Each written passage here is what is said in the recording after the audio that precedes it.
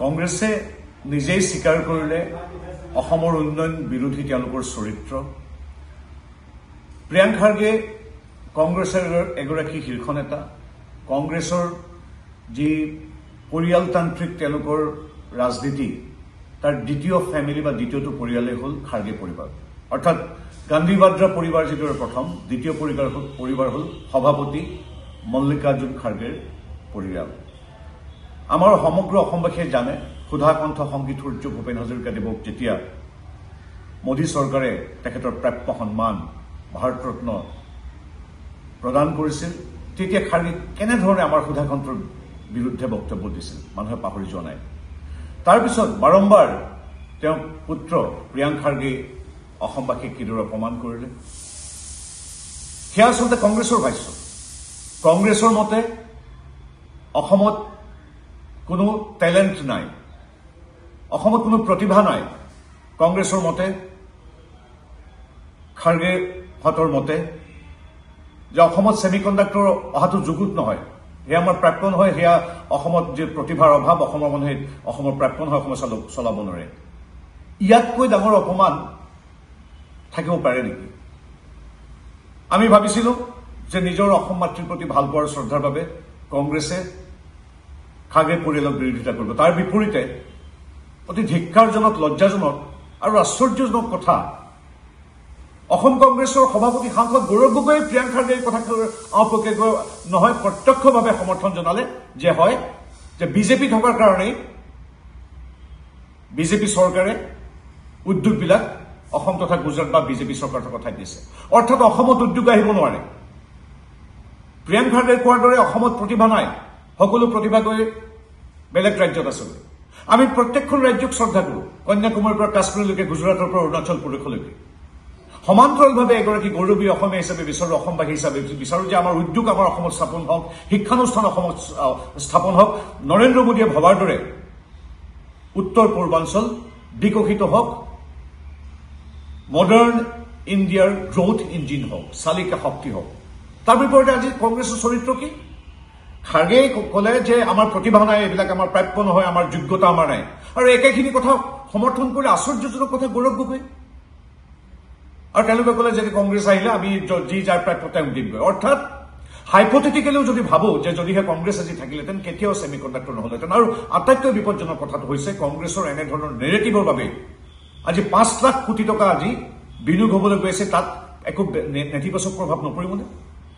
অৰ্থাৎ কংগ্ৰেছৰ মতে, গৌৰৱ গগৈৰ মতে, খাৰ্গে পৰিয়ালৰ মতে অসমত কোনো উদ্যোগ আহিব নালাগে, আমাৰ প্ৰতিভা নাই, তেওঁলোকে এইবিলাক যোগ্যতা অনুসৰি বেলেগ ৰাজ্যলৈ প্ৰেৰণ কৰিব। প্ৰত্যেকখন ৰাজ্যৰে উন্নতি আৰু বিকাশ বিচাৰো, কিন্তু এগৰাকী গৌৰৱী অসম হিচাপে আমি বিচাৰো প্ৰত্যেক ৰাজ্যৰ লগতে মুখ্যমন্ত্ৰী ডক্টৰ হিমন্ত বিশ্ব শৰ্মাদেৱে ভবাৰ দৰে অসম শীৰ্ষ 5খন ৰাজ্যৰ ভিতৰত থাকিব লাগে। আৰু তাৰে বাবে ডক্টৰ হিমন্ত বিশ্ব শৰ্মাৰ নেতৃত্বাধীন ৰাজ্য চৰকাৰে মোদী ডাঙৰীয়াৰ সহযোগত আজি বিভিন্ন উদ্যোগক অসমলৈ লৈ আহিছে। 5 লাখ কোটি টকাৰ বিনিয়োগৰ ইতিমধ্যে প্ৰস্তাৱনা লাভ কৰিছে। 27,000 কোটি টকাৰ কাম আমি ৰাজপথেৰ গলি দেখি থাকোঁ কিদৰে জাগিৰোডত আজি হৈছে। আৰু প্ৰিয়ংক খাৰ্গে কংগ্ৰেছৰ মতে এইবিলাক ইয়াত হ'ব নালাগে, আমাৰ যোগ্যতা নাই। আৰু পুনৰবাৰ দোহাৰিছো, অতি লজ্জাজনক কথা, গৌৰৱ গগৈয়ে সেই একেখিনি কথাত ক'লে যে হয় কিয় আহিব লাগে, বিজেপি গভৰ্ণমেণ্ট আছে, অসমলৈ আহিব নালাগে। এইটো ধিক্কাৰজনক কথা। আমি ৰাজনীতি হ'ব পাৰে, প্ৰতিদ্বন্দ্বিতা হ'ব পাৰে, ইলেকশ্যন হ'ব পাৰে, কিন্তু অসমলৈ অহা উদ্যোগ বন্ধ কৰিব লাগে বুলি, বিজেপি আছে কাৰণে বন্ধ কৰিব লাগে বুলি গৌৰৱ গগৈয়ে যি ভাষ্য প্ৰদান কৰিছে, এটি অতি লজ্জাজনক, ধিক্কাৰজনক কথা। আমি ধিক্কাৰ দিছো। আৰু ঠিক সেইদৰে প্ৰিয়ংক খাৰ্গেক এটা কথা ক'ব বিচাৰিছো, like all the other parts of our Ma Bharati, Mother India, right from Kanyakumari to Kashmir, from Gujarat to Arunachal Pradesh, we, the government under the leadership of visionary leadership of Narendra Modi ji, are marching towards the path of prosperity and progress and development. We want the development of each and every country, of each and every state of our country. But it's really, it's regrettable, it's very shameful that you have reiterated that my state of Assam does not have talent. No, Mr. Kharge, please come and visit. Then you will come to know how qualified we are, how talented our youths are. It's really, we condemn this statement of Congress. We condemn the statement of Mr. Kharge. হয় দ্বিতীয়টো যেটো কথা কৈছে এটো আৰু এটা